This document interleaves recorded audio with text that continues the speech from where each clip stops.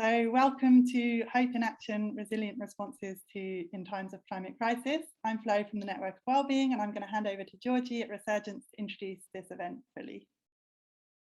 Thanks, Flo. We're so excited that this event is part of the COP26 People's Summit for Climate Justice. And this is also the fourth event in the Hope in Action series, which explores how hope can be utilised as an empowering strategy to help us respond resiliently in these times of climate emergency and inspire us to take action towards climate justice. This series is hosted by the Resurgence Trust and the Network of Wellbeing. The Resurgence Trust is an educational charity that seeks to inform and inspire ecological regeneration and social justice through our events programme and publications, the Ecologist news platform, and Resurgence, an Ecologist magazine. The Network of Wellbeing is also a charity all about building wellbeing together. It runs online events and other activities to support a network of people who care about the well-being of people and planet, as well as community projects focusing on putting well-being into practice. So, we are now ready to hear from our first speaker, who will be Jyoti Fernandes, who is a farmer and is with the Land Workers Alliance, a union of small-scale farmers, foresters and land-based workers. The Land Workers Alliance is part of La Via Campesina, a worldwide social movement of 200 million small-scale peasant farmers who grow food for local communities using agroecology, producing food in a sustainable way. Jyoti, thank you so much for being here with us. Hi, everybody. Hello from Glasgow. Anyway, I'm here at the COP26 negotiations, and I'm a part of the farmers' constituency as a farmer myself, but the constituencies at the COP26 negotiations are there to represent whole groups of people within civil society. So being a part of the farmers' constituency, I'm also representing not only the farmers and foresters in the Land Workers Alliance, but also the farmers of La Via Campesina, but also all farmers in the world. So it's an interesting thing because, being here with such a mixed group of people that represents millions and millions and millions of farmers around the world, we have to come up with platforms that we can put forward to enter into the negotiations, to respond to things that are happening, within the negotiations between governments, with lots of business there and all sorts of things. And it's a really interesting process. It's empowering in some ways, but also like a little bit daunting because it's very difficult to figure out how you get a democratic voice in that forum. That forum is not set up so well to be enabling to democracy and for voices to come forward. And so you do have to be a little bit agile and really rely on lots of people picking up on the message and starting to take it through in lots of different ways to be able to do that. So I've been here for the past week and really noticed that there's a lot of other groups there. We're working with a lot of pastoralists, which are, people who are herding animals and working with, looking after pasture through traditional management systems. Lots of indigenous people, lots of youth, lots of other environmental NGOs, lots of human rights groups. There's so many different people here trying to represent and working together. And what I've really noticed is that we've got a lot of different messages. We've got loads of diversity in our messages, but people are starting to really network like I've never seen before. There's this huge web of experiences being shared and people thinking about what's happening, listening to other people's experiences, sometimes taking a step backwards and going, well, actually, I was going here with where I was thinking a solution might lie, but I'm going to listen to you and understand that maybe that's a little bit racist, or that's a little bit too market-based, or that threatens my livelihood, and then come together around a platform that's a bit more agile so that we can actually come together and be much more unified in the positions and the voice that we're putting forward. That's happening amongst civil society and all the different groups that are here representing.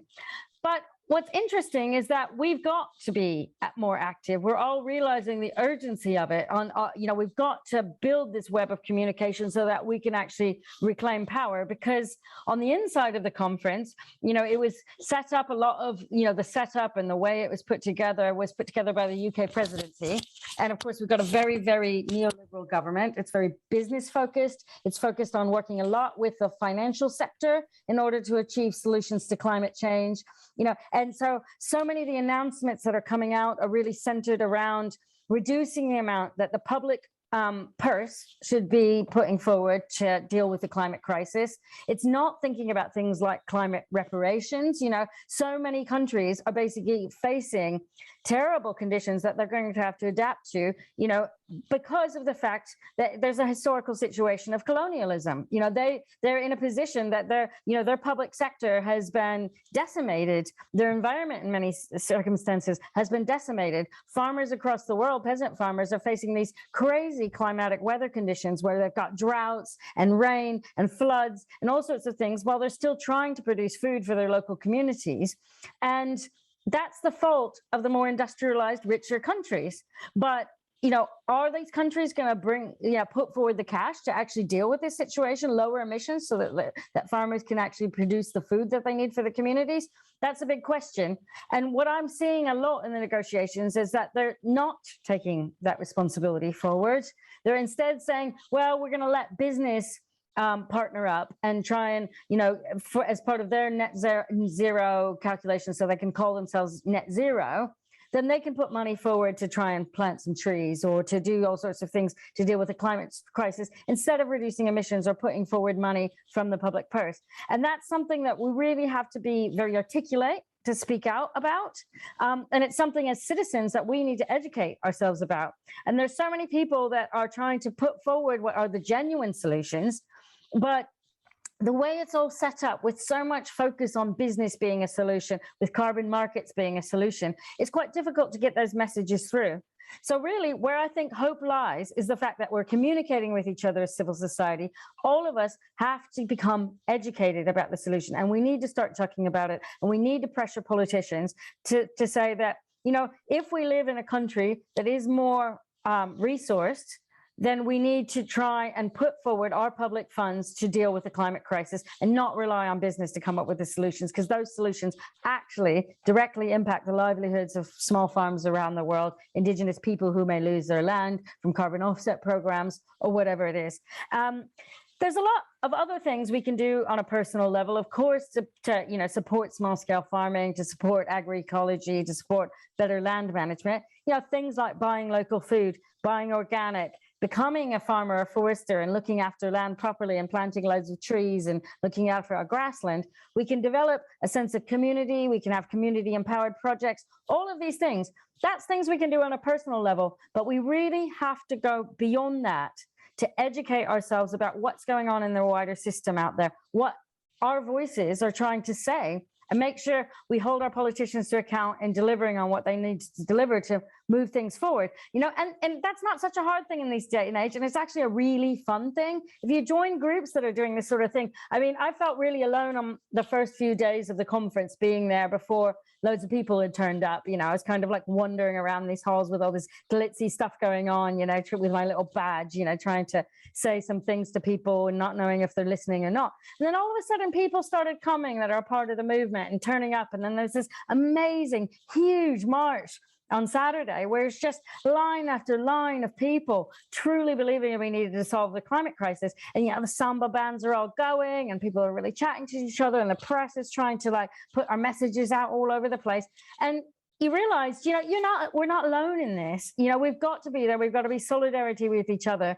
And if we do that, we're going to be able to communicate these messages faster than ever, and our web can actually gain the strength and the power to defeat those powers that be. So yeah, that's what I'm experiencing here. But it's a very, very powerful thing, and we can all get involved.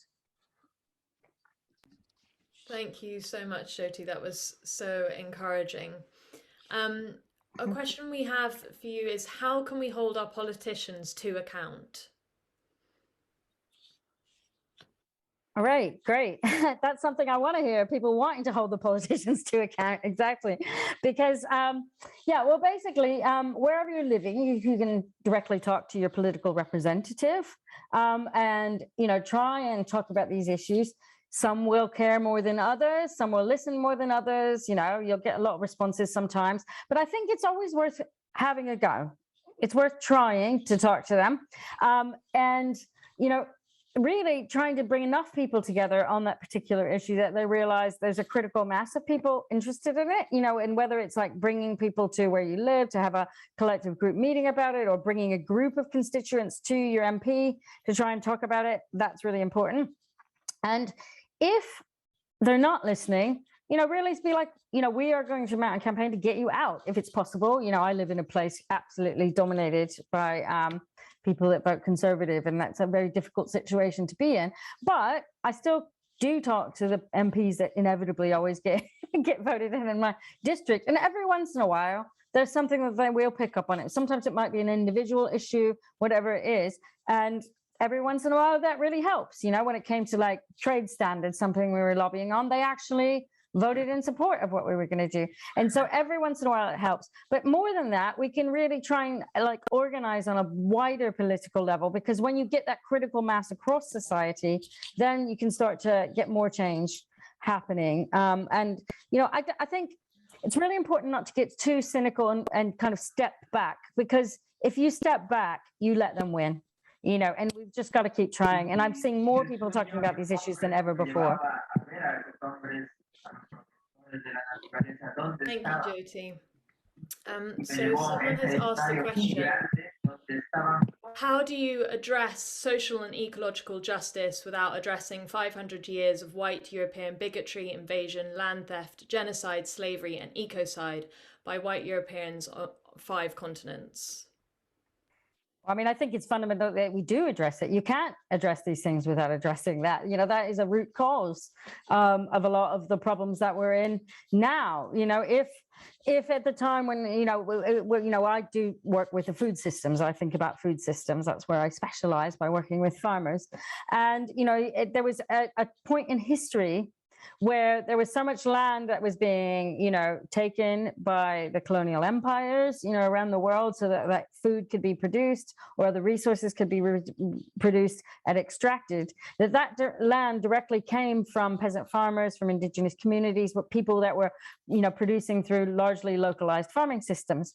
And the traditional knowledge systems of agriculture were the ones that are actually working in harmony with Earth. They were the ones that are actually solutions to the climate crisis, where we've got biodiversity in the farming systems, we've got trees that are kept intact, where we look after the soil, we look after the pasture, that sort of thing. But then, when we integrated into the globalized economic food system, where there was, loads of free trade agreements being made, so that big monocultures of things could be grown to be exported and sent across the planet, that was built on colonialism. It's the extractivist model that was the colonial model.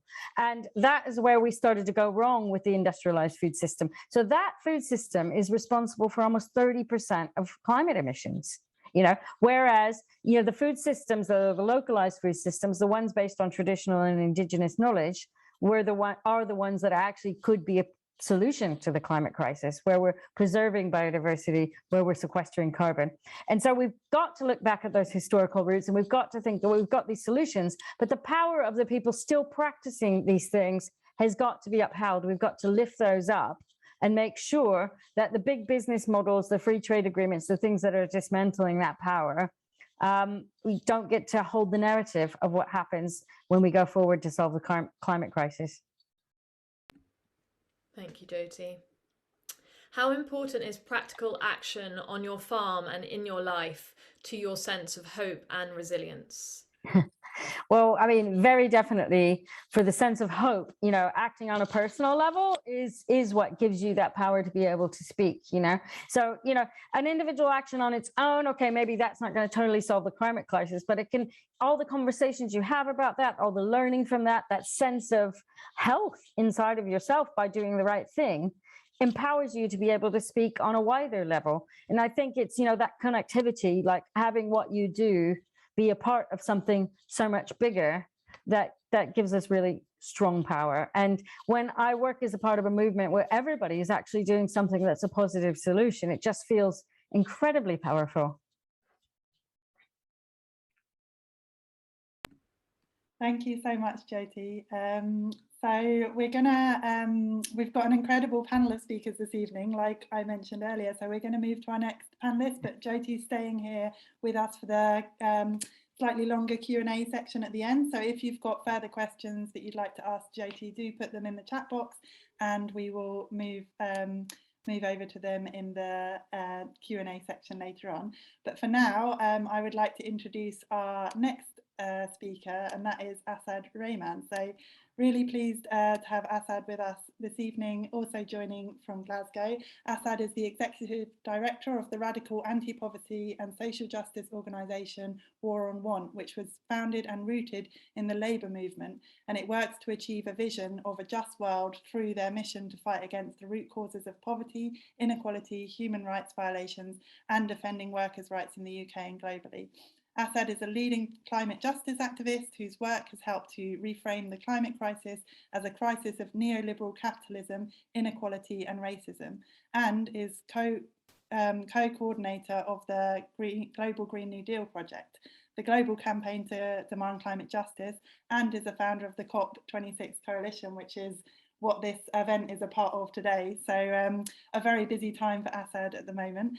Over the last 35 years, Asad has worked with many social movements, both globally and nationally, including in the anti-racist movement, the alter-globalization movement, and the anti-war movement. So much wealth of experience that Asad is bringing with him this evening, and really look forward to your sharing, Asad. Over to you. Thank you, and I think it's really important we have these conversations about hope, because when you look around the world and this moment of not just one crisis but multiple crises, we're heading towards a warming of the planet of at least 2.7 degrees. We've had code red warnings from about humanity, a closing window on the 1.5 degree guardrail, which is critical to prevent catastrophic runaway climate change. But we know, of course, that no warming is safe and is deadly for many, and it's what we've long pointed out for years and years. And of course, we also seen the realities of how the world responds, or the richest countries respond to global crisis. We can see it playing out in front of our eyes with regards to the COVID pandemic. At least 10 million lives lost globally, hundreds of millions of people's lives and livelihoods affected, either through illness, hundreds of millions of jobs lost. And despite, of course, even our own prime ministers throwaway words, because they are often just throwaway, that no one is safe until we're all safe. We know that the reality has been that the richest countries have ordered COVID vaccines and refused to lift the patents to allow those life-saving treatments to be shared equally across the world. And for many of our movements who are not here in Glasgow, largely because not just of the COVID pandemic, which has left some countries still at 1% vaccination rate, but of course that the recession has meant huge economic losses on top of a crisis of global inequality and poverty. And often I think there is some in the climate movement are always thinking about, we have to save the future planet, the future generations, failing to recognise, of course, that lives are being lost right now through an economic system, which simply is based on the idea of some lives can be sacrificed, some parts of our world can be sacrificed, and things can be deemed to have no value. And of course, that includes all other living beings in this planet as well. And so when you think about that and the fact that we're breaching not just the climate planetary limit, but so many other planetary limits, it does feel often, oh my God, we're about to step off the edge of the cliff. But I always think, hope is not something you just pluck from, thin air. Hope is really created. You have to imagine it, you have to believe it, you have to birth it, and then you have to make it happen. There's a great quote from Rebecca Solnit where she says, hope is not a lottery ticket that you clutch in your hand sitting on the sofa. Hope is an axe to break through the emergency door. And I think there are two parts to that. Of course, we have to create the axe, and then we also have to make ourselves take the action of breaking through that emergency door. And I think for a long time, too much of this discussion has taken us as people out of it, right? The climate crisis would be resolved by someone else. It's policy experts and governments, etc. And all that we ever were meant to do was simply not use plastic straws, or change our light bulbs, and that's all we could ever do, rather than recognizing, of course, that we have agency, right? And hope is, it's cliche, hope springs eternal, but hope is the story of humanity. Hope is the story of every change that has ever happened throughout history has been started off by a hope to end slavery, hope to end colonialism, hope to win the right to vote, to join a union for a living wage. All of these things, end apartheid, have all been hope, but they've not been abstract. They've been built and then made realized. And I was thinking, a decade ago, the climate movement was dominated by images of polar bears and icebergs.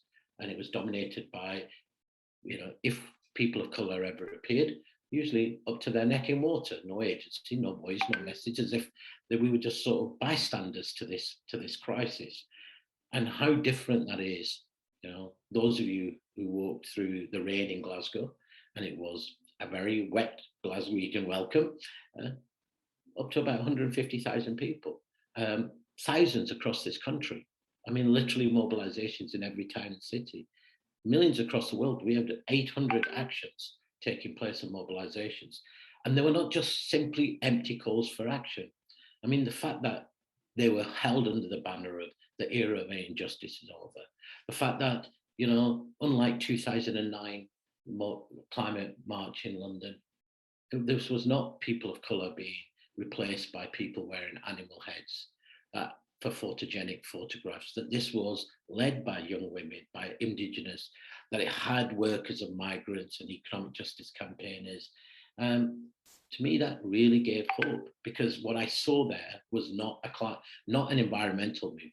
I saw a movement of people, a movement of people who believed in justice, a movement of people weaving stories together, weaving struggles together, recognizing that what we're facing is not a climate crisis, but a crisis of justice. And transforming that requires, of course, all of us. And, and of course, this is not just a picture here of that one particular day.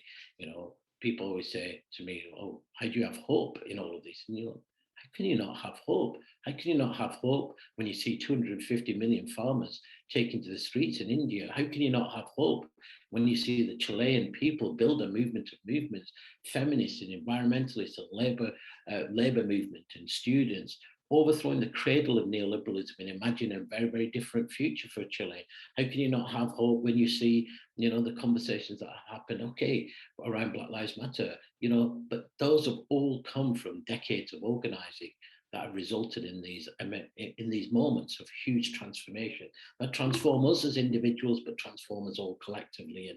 And, Jyoti and I, we spend some time in the COP negotiations, and I would say, sometimes it's very, very soul destroying, I have to say. I listen to those big business announcements. I listen to all the tough talk on climate, because now we have world leaders who try and co-opt our language and co-opt our words and, claim they know that it's urgent, that they absolutely understand the urgency. I think our Prime Minister used the word we need a just transition a couple of days ago, and you're like, oh wow, so let's see the concrete plans and policies. And of course, what we've seen is typical, really typical of the UK government, sort of policy announcements made by press release, rehashed promises, no transparency, actually a lot of just vagueness, and that when you begin to scratch the surface, there's actually very little there. Mark Twain said,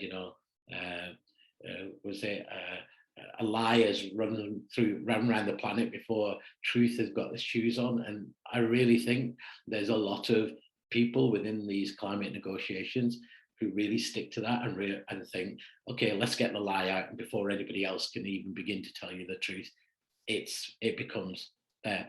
But I feel, and it's really fascinating, both organising the COP26 Coalition in a very, very different way. It has been organised completely in a very, very different approach. I would say probably what would you call the biggest brands that you normally see dominating are not present. Actually, this whole coalition, the People Summit, or these events have been put on by some of the smallest organisations in the UK. The Land Workers Alliance, War on One, Friendly of Scotland, the Quakers. It's quite incredible, the different migrant justice groups who come together, and we've said, actually, we need a new way of doing, a new way of thinking, and a new way of acting, where we centre both the realities of the global south, but they're not just as an abstract, but really centre them and amplify their demands. And anybody who's been to any of the People Summit events constantly tells me, like, I feel like my soul is nourished by the fact that I've been to one of these events. Partly, of course, is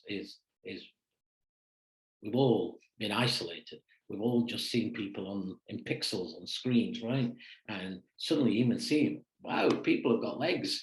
I've met people and I'm going, wow, I really thought you were like that. And now you're 6'7", and I really never, ever, and it's just really interesting. The impressions that you have of people through this very weird sort of online experience that we've had for the last couple of years. And of course, that's been really challenging for organising, but, it has, we have created community, right? And that community is what really gives you hope. And some of the discussions that have been taking place, and there are hundreds of events, both online, because we recognise, of course, still there's a challenge for many people to be here in Glasgow, and we wanted to make sure everything is accessible, and all the events that are taking place in person as well.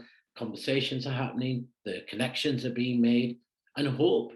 Really, I tell you that the majority of conversations that I've been in, that we've been seeing, are not talking about just what the crisis is. We know what the crisis is. We know that it's a multiple crisis. We know that it's an arc of slavery to colonialism, neoliberalism, imperialism. We know all of that. What is our solutions? How are we building? And that transformative agenda is just really, really central to these conversations. I've just finished an event just a short while ago, as War on One we were doing, on the Global Green New Deal, with shack dwellers from South Africa, garment workers from Bangladesh, communities working against green extraction in Latin America, and Ilhan Omar and Jyoti Ghosh, economists, reimagining what that world would look like with Jason Nichol. Like, what does it mean to have a well-being economy, right? What does it mean to be able to thrive within that? This morning, we had Julia Steinberger, an ecological economist, having conversations with, movements that have been fighting for economic justice. And this is the richness that we need, partly because, so little we've been deprived of that, right? And when we're together, it does give you hope. Anybody who marched on Saturday will tell you they just felt, wow, this is my power, right? This is power. Look at who we are. Look at what we are. And of course, no one march, no one event will ever transform the world. But we know they're an important part of it. We know from where we stood. And I would tell you that, whatever, 2015, 16 years ago, when the climate justice movement was birthed, as in its modern form, we were so few, we could fit under a tree, right? We could fit under a tree. That was how few there were who were willing to use the word climate justice. With mainstream groups saying, no, we're not going to use that word. It's too radical. You're talking about systems. We have to talk about carbon. This is the most important thing. Now, who can, there's a danger, because obviously our word and our language has been co-opted by absolutely everybody, but it is fascinating how much we've moved the dial, how much now it's understood that this is a systemic crisis and it needs systemic solutions. For me, really, the hope is now in terms of what I see is the eagerness for people to talk about organising and how we build power and how we use that power and what we do both individually and collectively, and how we turn this moment of doom into hope. But our global Green New Deals are labelled from crisis to justice, right? How do you turn this moment from crisis to justice? Because I think that's our biggest challenge at the moment, because there's too many people who actually wouldn't mind this conversation all being about doom. Because when you have put doom as your starting point and you put urgency, then you're willing to accept quite a lot of things in that name of urgency and doom, which is exactly why you see many governments and big business using that language now, because they're saying it's so urgent, you have to let us be. I know we wreck the planet, but that's why we're the only people, we should be in charge of trying to find a solution to it. Oh, you're worried about us messing with nature, with genetically modified, but it's the only solution there is. You're worried about carbon capture, that we're risky technologies and altering our ecosystems and our weather. Well, it's the only solution. In fact, you know, part of the climate negotiations, I would say, resemble a Dubai Expo, right? The pavilions, to book a pavilion is £500,000, £500,000 to book a pavilion inside. And of course, you know who is booking those pavilions. And there's been huge challenges. A lot of them at the hands of really terrible, poor planning by the UK government, often deliberate. That's raised huge new challenges. So us as a civil society, you know, you can't book a room more than 45 minutes. You can't have more than 20 people in a room. You can't access lots of the negotiating rooms. You can't be in places. So discussions are taking place. But the fact that we've dialed the temperature up, not just outside the COP in the streets of Glasgow, but people recognize that dialing it up is happening everywhere, is making them have to at least recognize there needs to be a response, which is a marked difference from the really dragging your feet kind of conversations that we saw for years and years.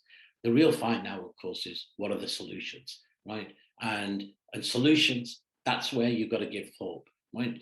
I always believe that there are 4 fundamental things in any transformative moment. The vision, you have to be able to describe the world that you want. If the world you'd want is all about less, people who already have less don't see themselves in it. They know the history of less. It means they have less. You have to describe the world as being better, right? We will have a better life. We'll be happier. We'll be healthier. We have to be able to describe and paint that world so people can imagine themselves in it and see themselves in having a role. Then you've got to have the political demands to go behind it. Like, how do we get there? Not just abstract, take action on climate. What does it mean transforming our energy and food system? How do we make energy and food a public good? So we have agroecology and sustainable agriculture. How we can feed the planet and cool the planet.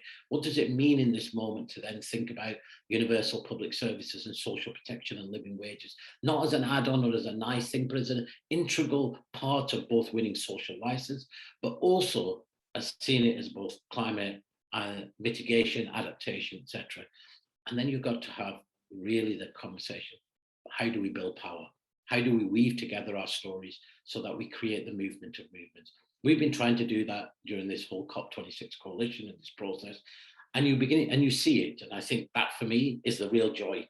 You can walk around all these different events and venues and panels, and you see a real eagerness from people saying, I want to be part of that bending of the arc. I want a role in this. This is not going to happen without me, and I want to be active. I want to be engaged. I want to be active. And my, I suppose my response to people is, you know, it's great individual behaviour, all great. But this is a structural question, and structural questions require organisation. So it requires us to wield collective power.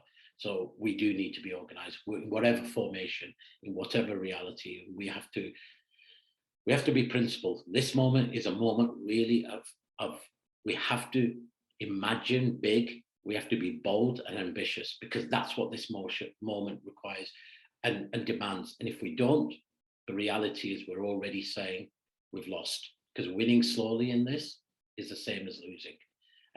And winning slowly is also the reality is we are then saying that large parts of our world and large parts of our world, citizens, sisters and brothers around the world, can be sacrificed in the name of, you know, being pragmatic. I'll end with often I'm always told, Asad, Roger will remember this, you're too radical, you know, you've got to learn to live within the system. And I always used to say, the only people who ever say you can live within the system are the ones not dying from the system and the not ones losing from the system. There's more of us dying, losing, unhappy, being failed by this system. Our job is to be able to bring all of those together and say, there can be something different to what we've created. And remember, this world is created by us. If it's been created, we can dismantle it and create something new. So the moment the Fridays for the Future had their banner, like in the September, which said uproot the system, I realized the dial of this conversation of what all of our collective work had done was already bearing fruit. Wow, fantastic. Thank you so much, Asad. Really inspiring to hear you talk from your wealth of experience and sharing how movements for climate justice have grown over time and what gives you hope, and also the challenges that are faced along the way. So there's been lots of questions and comments and appreciation for what you've shared in the chat. So we're going to just go through a few questions with Asad, and we're going to then move on to our next speaker, but we're just going to have a short Q&A with Asad in the same way we did with Jyoti. So the first question came in from, I think it's pronounced Hedge, I'm sorry if I'm pronouncing that incorrectly, saying obviously an immediate change is going to be difficult or cannot be achieved, as many all kind of revolutions have tried and failed. So how do we go about meeting kind of immediate needs for clean water, food, soil, air, rivers, with etc., without upheaval and chaos? Now, obviously, this is a huge question, but yeah, what are your responses? Yeah, how can we meet those immediate needs of people, like you say, already suffering from the way the system is structured right now? Well, then I think something that's been quite profound, particularly in global north, has been, of course, you know, we often say, you know, the legacy of neoliberalism is like, you know, the economic and political structures that we've created and the damage that it's done, competition, privatization, deregulation, etc. But it's also done what it's done to us, right? I mean, in terms of our ability to be able to imagine. Right? It's taken away that, right? We're now told that nothing came before neoliberalism, nothing can come ever after neoliberalism. This is the only solution ever there. We have to accept it and then tinker around the edges. So part of this is also realizing that's not true. Second part of it is, of course, there are real fights, and those are happening actually every single day. And the question I always, being part of global movements, was always, where is the movement in the global north that's willing to act in solidarity, that's willing to say, we are not, it's not charity, but we see this struggle as being part possible, but we recognize that part of your resistance requires us to act, because it's our banks, it's our corporations, it's our government policies that are doing this. So if we want to fight for the right to, let's say, the right of people not to have fossil fuels, well, let's take on the UK government. The fact that the UK government is writing into trade agreements, investor state dispute settlement clauses, which allow corporations to sue governments if governments take decisions which threaten the profit of multinationals. And they're threatening them if you move away on water policy and decide to bring it into public ownership. Energy, if you move away from dirty energy. If you do, so there's a lot that we can do to create the space for the alternatives that are already out there, right? A lot of this isn't new. We knew this. We always known this. If you want a society of well-being, then you need social protection. You need these. And what we've done, we've stripped them away, overwhelming the global south and struck them to the bone in the global north. And we've made people fearful that somebody else will take that little crumb what we have, rather than actually asking, why is it that the crumbs have been divided in this particular way? And I always say to people, the most telling fact, if you want a story of the world, is the pandemic. The fact that the richest 2,800 billionaires saw their wealth increase by $5.5 trillion in 1 year alone, whilst we lost 300 million jobs in the global south, and people have been plunged deeper and deeper into debt, tells you that actually more and more people are realizing there's something wrong with this system. So I feel like there is real fights, and it's happening, but we have to we have to really think like beyond. I know we always say we have to act local, we have to think local, but we always say you also have to act global. And sometimes I think what this mood has left us is believing we can only change what is around us in very, very minor ways, and are all really important, but they've got to be part of a bigger picture as well. So there are real alternatives being built on everything. I mean, if you look around the world, there is incredible hope. If you look at alternatives in Latin America, eco-social pact, totally reimagining what an economy would be, how you have a transition, without extraction, how you have a post-energy system, an energy system which isn't based on extraction.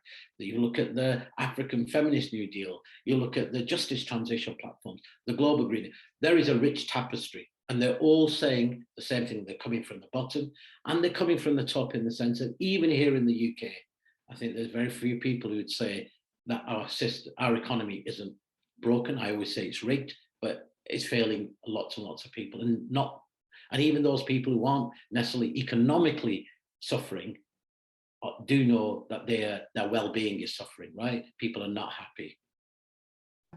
Yeah, no, thank you. And I think that's so important to kind of reclaim that power. And LL asks an interesting question, which is, how have you navigated situations when you need to assess whether to change your tactics or continue building on the same ones when you're not getting success? And how does hope come into that? And then they add that they found it hard to know at which point to kind of channel your hope into something new. So this is kind of a question around, tactics and where to channel your hope. So we know that any moment requires a diversity of tactics and an ecology of organizations. The question always is, are they amplifying and echoing, supporting and building on each other? And some things obviously happened in the global north over the last few decades that we've been atomized and siloed in our issues, right? So you care about well-being over here. That well-being is not bread and butter, right? I'm fighting for, a living wage over here, or I'm fighting against 0-hour contracts. And people see these issues as being all disconnected rather than actually thinking about how they're connected. So in that, there is a diversity of tactics. Look, as part of the global justice movement, we're constantly thinking about what is the best approach? How do we do that? And that's done based on the reality of understanding the political moment, the force we have, the political power we have. I always say, the climate negotiations, people often say to me, well, the climate negotiations never deliver anything. And I say, yeah, but the reason they don't is simply a question of power. They have too much power, we don't have enough. So what is our starting point? How do we build more power? What does power then look like? And once you start on that, I think, and you can have a diversity of tactics. So some people may say, I want to put my body in the way. Other people might say, that's not what my choice is, but I'm going to amplify this voice. Other people might, I want to weave together in my own community this understanding. One of the most interesting things I've noticed in this People Summit is the hunger for political education, real hunger for people to say, I want to understand. So when people say this is about colonialism, I want to understand what that means. When we talk about intersection, I want to understand what that means. And that to me is important, because without political education, we aren't all on the same page. We don't actually understand the moment that we're facing, but also the options that face us in terms of the solutions. Yeah, so important, political education, and also what you say about different tactics and working together to support each other. So respecting when different people and organisations take on different roles, and that's the importance of movements that you've kind of so powerfully touched upon. So I'm aware that there's loads of amazing questions coming in from the audience, but I'm also aware that you're going to have to leave us shortly, Asad. So I'm going to close this part of the Q&A, and then we're going to move on to our final amazing speaker of the evening. But I'm going to close with a question from Ellie, who says, my daydream is to visualise what physical changes would be possible if everyone spent, say, 1 hour a day taking a positive practical action. What do you visualise? So I guess this is kind of what is your hopeful vision for everyone to kind of close off your sharings this evening? My hopeful vision is when I always went through it, I started my political, I suppose, activism in the anti-racist movement, and I've been involved in the labour struggle and climate. And you know, the one word that is the most important word in the vocabulary of each of those movements, and I think in the vocabulary of all of us, should be, it's solidarity. How you express it is very, very different, but that is the most important word. Solidarity is the antidote and is the alternative to everything. And through solidarity, many windows and doors open as to what that 1 hour of action could be, but it's got to be based on solidarity between ourselves. So we turn the I into the we. Thank you so much, Asad, for being here with us, and I'll hand back over to Jyoti now. Thank you both. Since dropping banners against Heathrow Airport's third runway from the roof of the Houses of Parliament, Tamzin Omond has consistently shifted public conversation on the climate and ecological emergency. They have organised and been arrested for a number of high-profile protests. Tamzin is the author of Rush, The Making of a Climate Activist, and Do Earth, Healing Strategies for Humankind. Tamzin, thank you so much for being here. It's such an honour to be here, and always a pleasure to follow Asad. Yeah, how brilliant to listen, and just to reflect on hope as well. I find, you know, everything that's going on up in Glasgow at the moment is so baffling in some ways, and I think it's been it's actually like, I really thought that I'd be there, and then because of a surgery that kind of hit me sideways more than I expected it to, I haven't been able to get up there, and it's interesting kind of watching from a distance a process that I've been like intimately involved in at various stages in my career. You know, I went to my first COP as a kind of fresh-faced climate activist back in, I guess it was 2009 when it was in Copenhagen. And you know, there was such a narrative around that COP and around that moment that, you know, this was the last chance to save the world. This was the moment when, yeah, that when governments were going to come together and we were going to get this top-down solution, and we could all just go home, ignore the systemic injustices that won't have been solved by that top-down solution, and just kind of slot back into our daily lives. And of course, that didn't happen.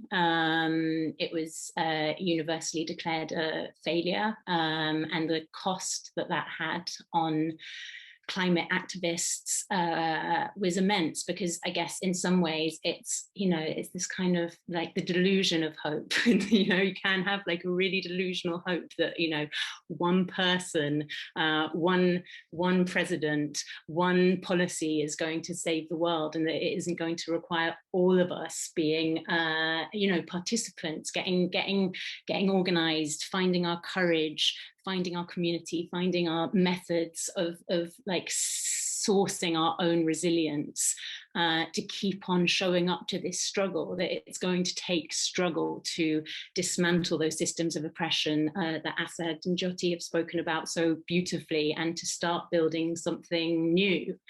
And there is, you know, when I just finish that sentence, like I finish it on this kind of feeling of hope, this idea that there can be something new, because as Asad said, you know, we constructed this world. It's something that's been imagined and built and agreed to, and we've given it our consent, and privileged people especially have upheld that consent and haven't heard the voices of oppressed and marginalized communities and people when they have, you know, said, what the hell are you guys doing? Can we organize something else? We've ignored those voices. And so I think it's like right now in this moment, there is just such an inkling of, you know, the other worlds that are possible and that are emerging. And I think yeah, it's an intriguing moment to kind of have been, you know, a white activist within the environmental movement for the past 15 years, in some, like, at various moments along that journey, being on the wrong side of the kind of climate justice debate. because, you know, like I hadn't done some growing and I hadn't done some recognizing of my own privileges to kind of take me into a different space. And I guess like now we're all, as like an entire society, we're on the other side of some incredible global shifts and some liftings of consciousness.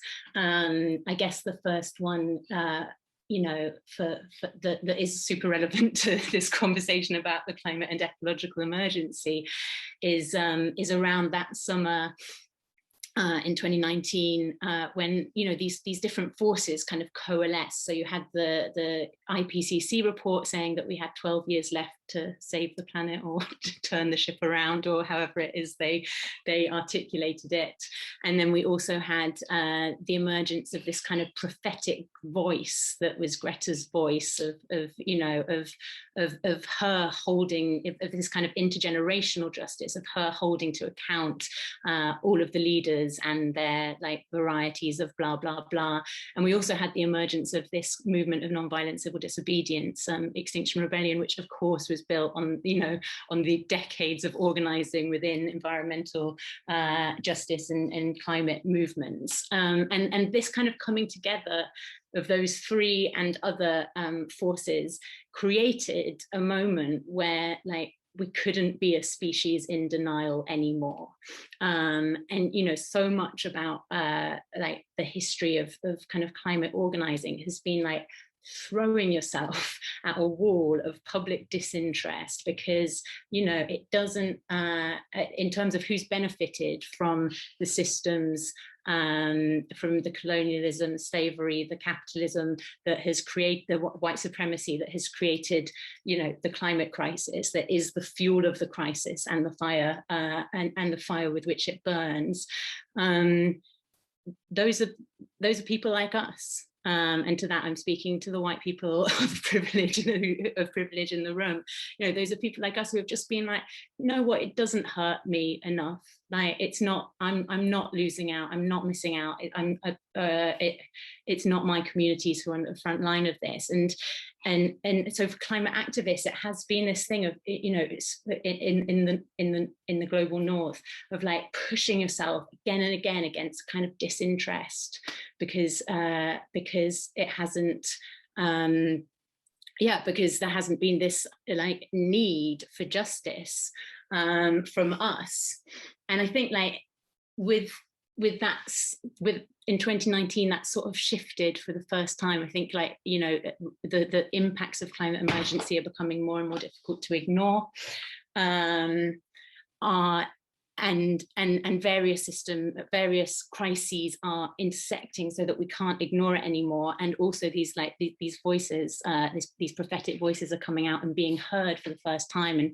And I think everybody was like, okay, right, like there is a climate and ecological emergency, and a lot of people are having to go through sort of dark nights of the soul, you know, like really figuring out like where they stood in relationship to this. And so there's this heightened awareness or heightened consciousness now of this emergency. And then what you had last summer is again built on like decades, or like not decades, centuries of organizing. You had this moment after George Floyd's murder of the BLM movement, like lifting consciousness on anti-racism and anti-racist struggle, and like pulling, like holding some of these systems to account in a way that hadn't been done on that scale really ever before. And so now it feels like we're kind of in the twilight zone of these movements coming together and revealing the world, you know, revealing the world as it is, and the systems of oppression that are so intricately baked into it. And it turns out that loads of people aren't happy with that. And that is such a cause of hope. And I think it's really interesting just to recognize, you know, that like the imagination that dreamt up this world it was a powerful, or it was an imagination that belonged to power 400 years ago. You know, it was the like white Enlightenment, probably happened in Britain imagination that was kind of freaking out at how huge and uncontrollable the world turned out to be, and that just wanted to like create uniformity in it and thrust that through. The Industrial Revolution happened. You know, we have like such a responsibility here, particularly in the UK, for these structures and systems that have defined this climate and ecological emergency. And so, yeah, it's kind of like, it's like such an important moment for us to be coming together and thinking about how we can show up to this moment. And showing up to this moment is hard. And I think, you know, that's like those moments when you're like in the streets with people and you're together and you're part of the community, and it feels, you know, that actually the connections that you have between you and your like your siblings, that there's this sense of solidarity, you know, that's such a beautiful reality. And I think those moments of, you know, that's the fuel that keeps our hope burning incredibly strong, but that fuel isn't with us all the time.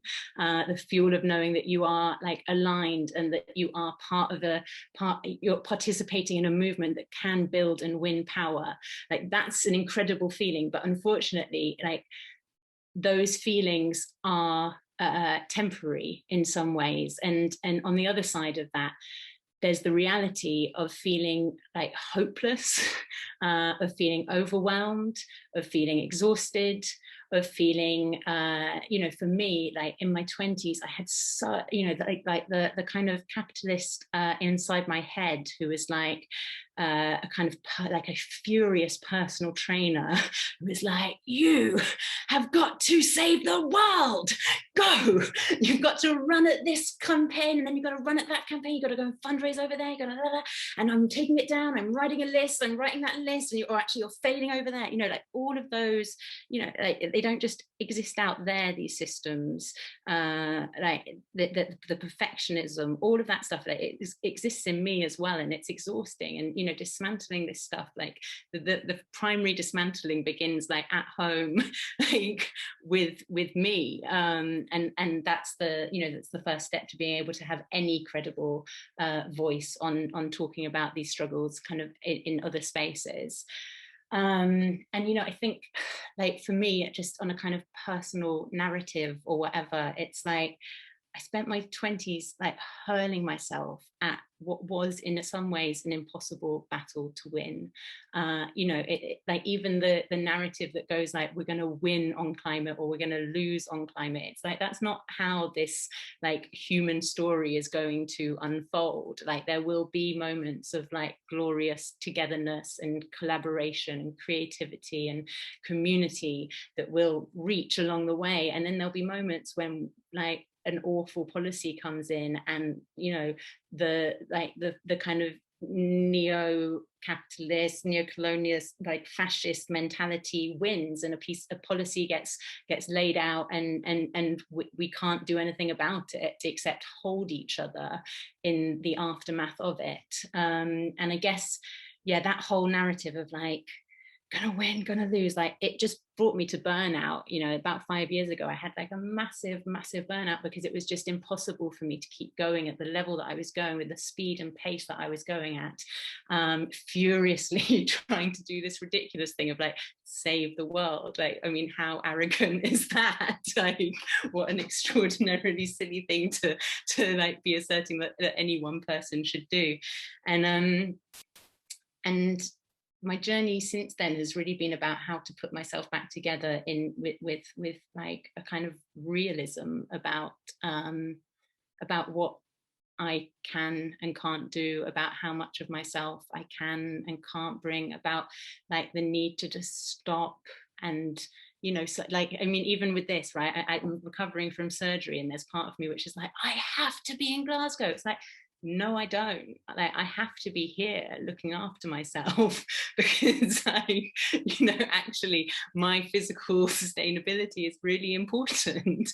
And so I guess, yeah, like those sorts, like I've been kind of, yeah, struggling with some of that, and you know, just been so grateful for those communities who have been like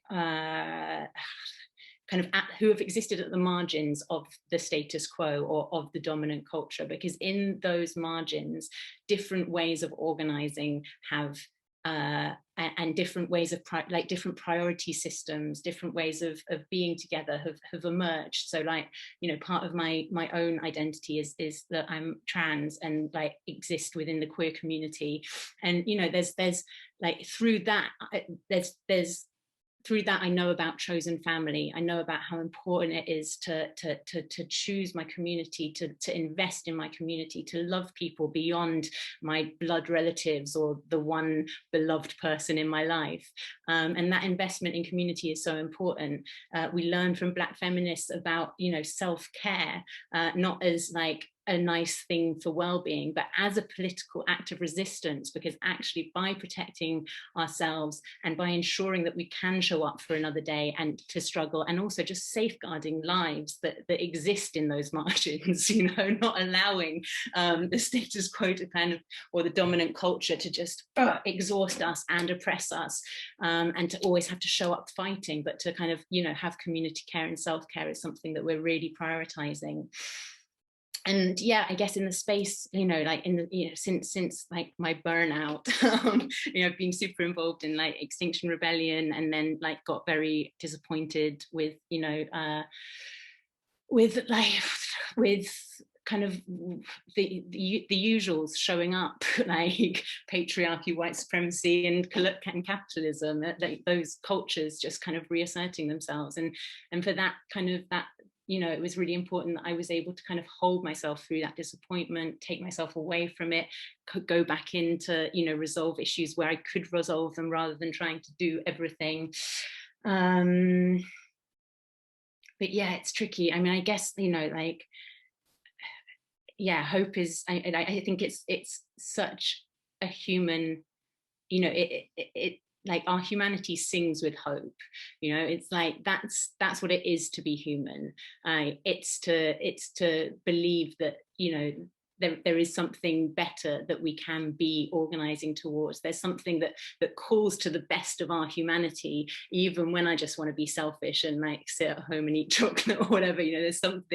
There's something which is hope that is going, no, come on, like, you're better than this, we can be better than this, let's go out and make this better world happen. And yeah, I guess like that exists, you know, that exists where we come together, that exists when we organize, that exists when we come together and, you know, and do like the gentle things as well as the kind of big radical community organizing things. For me, it mostly exists in community, like throughout my career or whatever it is. Like, it's funny because sometimes I'm like, oh, I achieved that, or I achieved this, and you know, it's like this kind of narrative around like, yeah, I'm amazing, I've done all of these like good achievements. And actually, at the moments when I've been so like enriched and felt really hopeful about humanity, or when I've been in community, like when I've been in community. At the south end of my borough is London City Airport. It's an airport that is like literally like, around it is the poorest, most diverse community in London, huge asthma rates because of course there's huge roads, there's the airport, there's, you know, heavy industry, there's all of the cars going out of various tunnels. And it's just like, when I got involved in that community, I went like pretty much as a white savior. I was like, I'm going to bring plain stupid activism to this community, and I'm going to like get it in the news or something like that. And then realized very quickly, thankfully, that the airport was the least of these people's concerns, and that maybe it was a worthwhile thing to listen and to actually become part of that community, rather than to come in with kind of my ideas about what was going to like save or not that community. And I moved to Newham to kind of be part of like a community project that was based in the streets around City Airport. And, you know, like we made a choir because it turned out that like you know, like a lot of the mums were single parents and they needed to like bring their children, but they also wanted to be part of this community group. And so we had a choir so that the kids could all go and sing, and then we could get organizing with the mums, and like, you know, and like that's like literally the best moment of my like what life work. And it's the bit that like the media, etc., are least interested in. So I think it's, you know, it's like, how do we challenge these dominant narratives, and how do we find ourselves enriched by like by actually what enriches us, which so often is like other people, and finding ourselves aligned in some way with other people, finding out that actually we don't, you know, like what separates us, etc. Of course, that like we are different, we are diverse, but there are also like common values, common goals that unite us. Tamzin, I'm gonna probably enough. Yeah, that was it.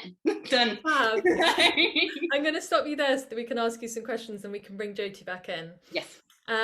So question, I've now lost it. Oh, from Ellie, what is the role of those of us who see it all, understand it, and who can work quietly to take practical action, but are not the speakers, the conversationalists, and the leaders? Since I was young, I've always had the imagination to visualize change and the practical action to do my small part, but I don't have the persuasive charisma and skills. How do we all find our niche to move forward at the speed that we need? Yeah, I just think that we are all, especially on this call, participants in whatever it is that is emerging. And so, yeah, like, of course, everybody has a different role in it. And like right now, my role is speaking with passion and excitement. But that's like actually not a very important role. There are probably like loads more important roles, like organizing the thing, like holding the meetings, like translating the documents so that it can actually be inclusive and it isn't just all in English when we live in like a multilingual, like, you know, like English is one language that's spoken in this country.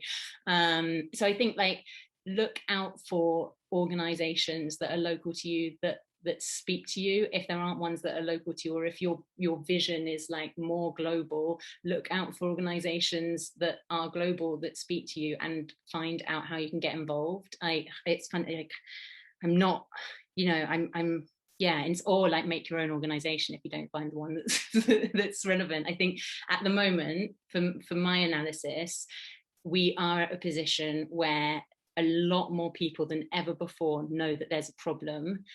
All of those people, and let's say that there are millions of them right now in the UK, have no idea what they should do beyond recycling and I don't know what else, like recycling and reducing their own footprint on the earth. Like we need to find pathways for those people to do more. And so look out for organizations that are doing slightly more, like even if, you know, like there's a local litter picking thing that I go to, some, you know, it's just like opportunities to meet people. All of the mutual aid groups that came out of the pandemic, like a great place to start. If you're in one and it's gone quiet since the pandemic, like why not reach out and be like, is there something else we want to do? Like we looked after people during the pandemic, is there maybe something else we want to do? I think like building resilience into your community is literally going to save you. Great, thank you, Tamsin. Yeah, and I think, oh, sorry, Flo. I was just going to say, I think our culture kind of celebrates these leaders that get up and, you know, say the things that they think they need to say to satisfy and quieten us. And actually, there are so many other ways of leading. So thank you so much for that. And I'll pass to Flo to open the Q&A up to both you and Jyoti. Yeah, thanks so much, Jyoti, and Tamzin for such an amazing presentation. And welcome back, Jyoti, to the kind of Q&A. Asad had to leave a little bit early, so isn't able to join this main Q&A, but we're going to, in the next 10 to 15 minutes or so, just go through as many of your wonderful questions that have been shared as possible. To start off with, would love to ask a question again from Hedge, which is, other than a few scattered efforts to reduce, eliminate consumerism and emissions, such as Findhorn in Scotland, Kailash Village, Portland, Tamira, Portugal, where and how do you see building this beautiful future happening? So where are we seeing the change? And maybe we can go to Jyoti first on that and then over to Tamsin. I mean, there's a lot of places where it's actually going on, where people are trying to reduce emissions, it's not just a handful of intentional communities. I mean, if you look across the global south, there's millions and millions and millions and millions of people living with a very low ecological footprint. And often those are the people that don't get a lot of celebration, for the way that they live in their communities. They may be, working the land in areas. They may not fly very much. They may do a lot of making things by hand, or, riding bicycles or hitchhiking around when they need to get around, or whatever it is. They're like just living that way because that's the way that their communities are set up. And they haven't followed the same sort of path of using a lot of things that consume fossil fuels in their lifestyles in the way that they are in their communities. So that's just happening and needs to be acknowledged and celebrated, that across the planet there's loads of people with a very low ecological footprint that are actually nurturing and positive towards what they do for the natural environment around them. In many ways they're actually regenerating and supporting biodiversity and helping those communities maintain their access to land, maintain their lifestyle, and actually uplifting that in the face of what happens through social media and advertising and media is actually a really important thing. I think, this may be not exactly what you're asking, but, I know there's a lot of places where people are living an incredibly sustainable lifestyle. And yet when you sort of look at mobile phones or advertising or movies and stuff that comes out of the movie industry, it really glorifies a very consumeristic lifestyle, one that's really integrated into the capitalist economy, and in a way that makes people feel as if, well, what that's the glory lifestyle, that's where we're supposed to be going, rather than realizing, a lifestyle that has low ecological impact and more focus on community and unprocessed food, or physical exercise or physical work is actually what we're sort of trying to get back to in places where people have been very disconnected from that. And actually that's kind of the global majority that are maintaining a lot of elements of this kind of lifestyle. And so thinking about that, and also the fact that wherever you are, in whatever community you're in, you can make positive changes. You don't have to just be in an eco community somewhere. It can be anywhere, and we can start to learn from the experiences of brothers and sisters across the world that are living this way, and integrate aspects of that into our lifestyle and really celebrate that and lift those positive stories up. Thank you, Jyoti. That's such a powerful answer, and I can see Tamzin agreeing. But over to you, Tamzin, if there's anything you'd like to add. Yeah, just want to celebrate and uplift everything that Jyoti just said. I think there's this, there's like such a, basically there are communities who offer us a world that is live and sacred. That's not the world that we and then there's another world that we are, like the white Western imagination created, which was one that is, there's a world to extract from and to extract profit from. And I think, we need to center those communities who offer us a world that is alive and sacred, who live close to the earth, and who and I think that is beginning to happen. I think, there is such a yearning for there to be, there's like a hole in the soul of the white Western culture, where we're just we want something that we don't have access to because we've been so severed from it. And then when we hear people talk about it, or when we see Indigenous people, it doesn't take much for us to be like, oh my God, they've got something that we want. And then we have to figure out how we can feel that without wanting to extract further from these people. It's very complicated. But yes, I think the global majority is a majority of people who are living the kinds of realities that now white Western people are like, hey, I want to know how to do sustainable farming, and you're like, when have white women called, what is going on? But fine and good, probably that more people are exploring these routes. But yeah, I would also amplify or just echo what Jyoti said about living earth consciously doesn't need to exist in in those kind of communities that have that are kind of in some way special, or fin torn, etc.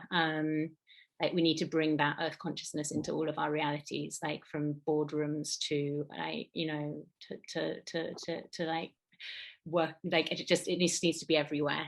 So don't kind of reify it, I guess.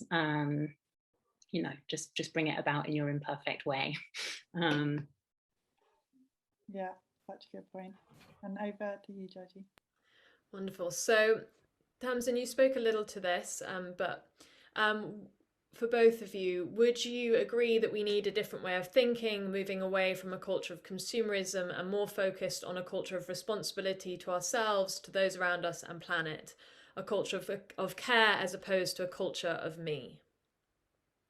And Jyoti, do you want to start with that one?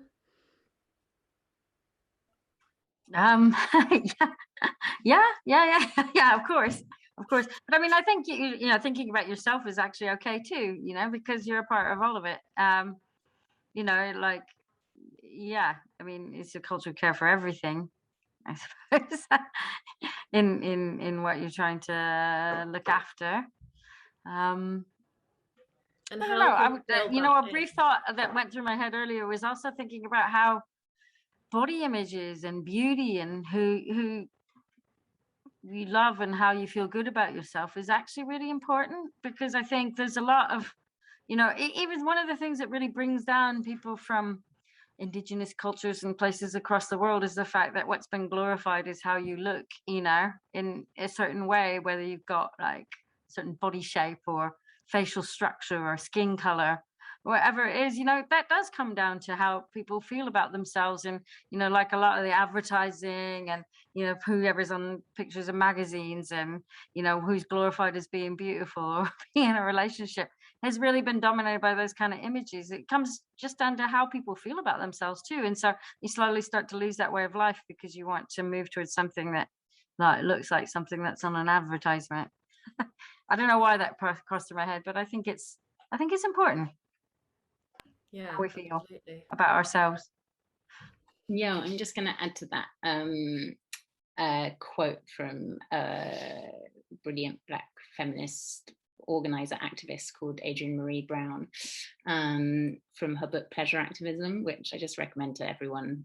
It is, yeah, it's like a very useful guide and like shop window of practices to like honor yourself and love yourself for being present at this quite tricky time to always stay awake to. She wrote this: "When I'm happy, it is good for the world. We show and encourage that there is another way that isn't full of stress, self-doubt, pain, victimization, and suffering. There is a path where all is learning, playing, practicing, easy and light." That's really beautiful, Tamsin, and also what you shared, Jyoti. I think it's so easy to fall into that kind of either or dichotomy of either we're, you know, focusing on ourselves and overly individualist, or we just have to completely sacrifice that idea of the self at all. And then, of course, like you say, that leaves it, because you are a self, that leaves it open to kind of manipulation. So actually, it's so inspiring to hear both of you and hear you quote Adrienne Maree Brown, Tamsin, yeah, in terms of kind of reclaiming the self in a new way within this kind of new form of activism. So we're just going to close with a final question, and thank you all so much. Thank you both, and thank everyone for sharing all of your questions this evening. And sorry that we haven't got time to get to all of them, but it's been such an enriching discussion. And we wanted to touch on a question that we asked Asad earlier to ask to the whole panel that we've had today, which is touching on the question that I think it was Ellie that asked about kind of the visualization of a kind of positive change for the future. So Ellie shared that she had that kind of visualization of everyone taking 1 hour a day to take positive practical action. And then we asked Asad what was he visualizing. So I would love to pose a similar question to both of you. So what is your visualization or your hope for the future?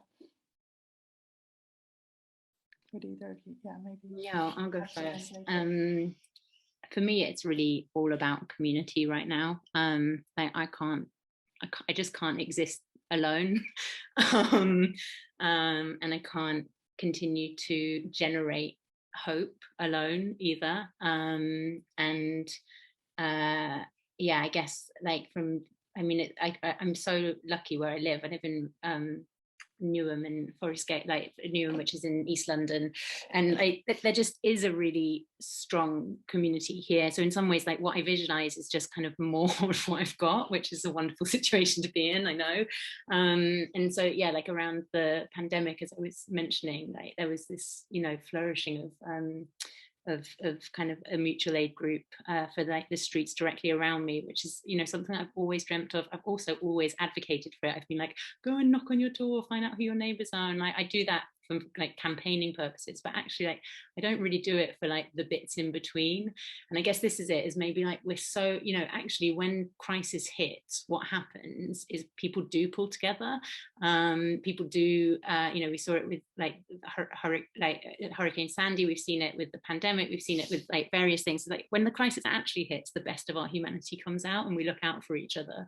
But what we need is to have that same approach to our community, that same like resilience, focus on resilience, building of resilience between crises. You know, we need to build the capacity for us to actually have resilient communities, and I guess that's kind of where my hope lies, is that I think that is happening more and more. As I mean, it depends where you are probably, but for sure where I've happily placed myself, like we do seem to be building our capacity for community resilience and community care. So I encourage you to be part of that wherever you are as well. Yeah, thank you, Tamsin. And Jyoti, for you? Sorry, I lost my mute button. Yeah, I mean, I guess in the big vision, you know, when it comes, you know, I focus on food systems, I suppose, but they're so connected to community. And yeah, I guess I centered around food because I love eating and I love cooking and I love eating with my kids, and it's like the best thing in life.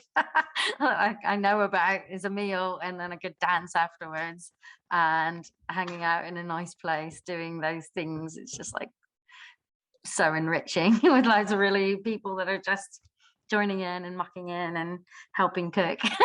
So and then like loving the food. So anyway, yeah, food I think is a really good center, but I guess that like, you know, shines outwards towards anything that you're doing with a group of people that makes people feel good. It's about a world where we've got loads of localized food systems based on respecting farmers and they're paid fair wages for what they do, and that, you know, people can access food and have enough good quality food to eat that keeps them healthy, and that, you know, mental well-being is looked after, physical well-being is looked after, that people are treated with dignity no matter who they are, and that we've got enough of everything that we really need: shelter, warmth, you know, being able to have diverse activities in our lives and things that make us feel enriched, and we don't take more than our fair share of all of that, you know, where there's just dignity all along, you know, the provision of basic needs for every human being on earth, and, you know, we're not degrading the planet while we do it. I guess that's everybody's vision, really, isn't it? But you know, there's loads you can do towards that, because, well, one, we all eat, and food is a really good place to start. You know, I've spent years and years and years at the market stall selling products from my farm and seeing people go over to Waitrose to buy stuff instead, sometimes thinking, oh, right, I really could have used that extra tenner they were going to spend at like at Waitrose to come to me, because actually I needed to sort this out and get my kids a school uniform or whatever it is. You know, sometimes like actually those choices do really help, and so I'm taking a little time to make those choices really can make a difference in somebody's lives.